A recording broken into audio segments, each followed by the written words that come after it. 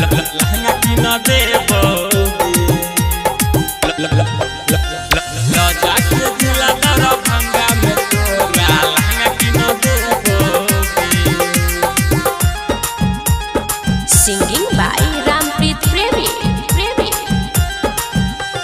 चल न गोरकी सन की बाजार तोरा शॉपिंग करे बोगे।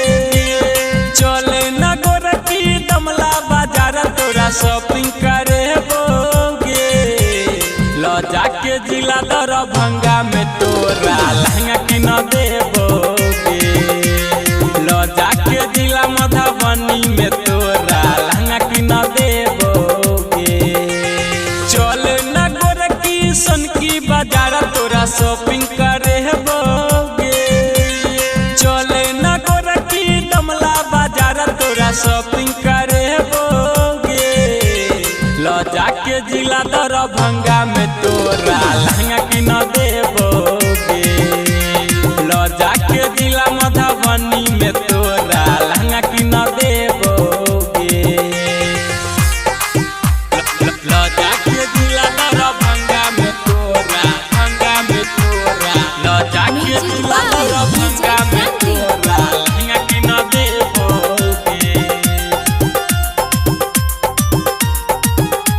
लहंगा की न देबोगे।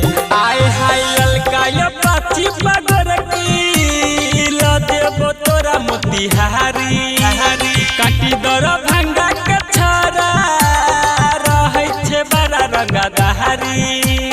रहै छे बड़ा रंगदारी। रहै छे बड़ा रंगदारी। ललका या पाची पगर की लो देबो तोरा मोतिहारी। काटी दरभंगा के छारा रहै छे बड़ा रंगदारी।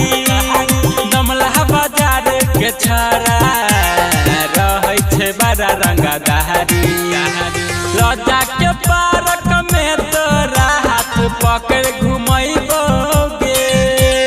राजा के तोरा पार्क में हाथ पकड़ घुमैबोगे। राजा के जिला दरभंगा में तोरा लहंगा की न देबोगे।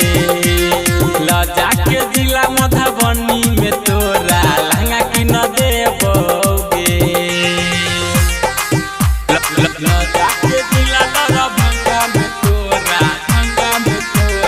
लो जाके जिला दरभंगा में तोरा लहंगा की न देबोगे।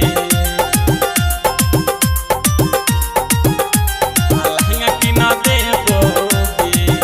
हाँ राइटर विक्रम बिहारी किन दे तो लाले लाले लहंगा। रामप्रीत प्रेमी के मान ले बात ला दे तो जिला दरभंगा। ला दे तो जिला दरभंगा। ला दे तो जिला दरभंगा। एक छोटू सोना जीवन के छारी किन दे तो लाले लाले लहंगा।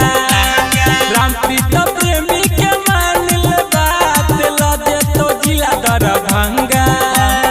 मिंटू भारत के मान ले बात लहजे तो जिला दरभंगा।